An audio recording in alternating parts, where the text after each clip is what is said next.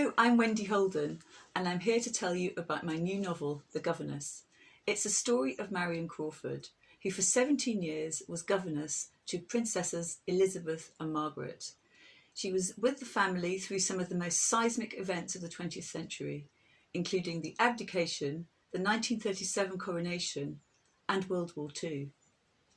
Here, in this extract, it's Easter 1932, and the apprehensive young teacher has arrived from Scotland.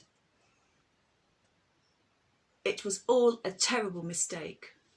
The long trip south had turned her doubts into certainties. She should never have come, Marion thought.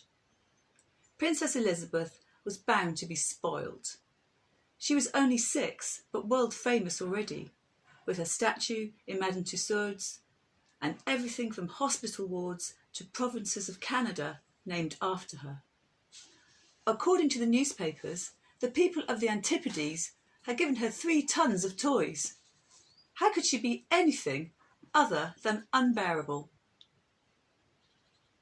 The night nursery was a soft brown room. Opposite a hearth with a cheerful fire was a bed.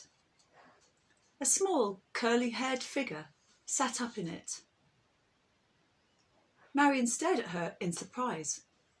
She had expected frills and silks, but Princess Elizabeth wore quite an ordinary nightgown, patterned simply with roses.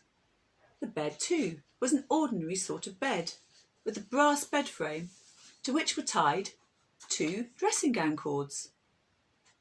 The child was jerking and pulling them vigorously. "Trot on," she commanded in a high little voice. "What are you doing?" Marion was smiling despite herself. It was an unexpectedly comic sight. "I'm driving my horses." "Do you usually drive in bed?" "Oh, yes." The child navigated a difficult and dangerous corner before replying. "Always once or twice around the park before I go to sleep." "That sounds like good exercise." "It is."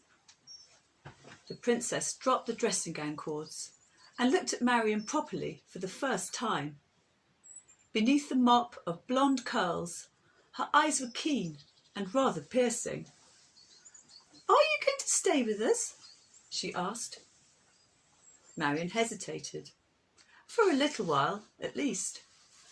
"Will you play with me tomorrow?" "Of course."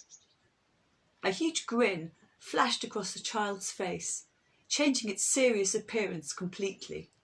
The effect was dazzling. Marion was still recovering when the princess added happily, "Good night. See you tomorrow."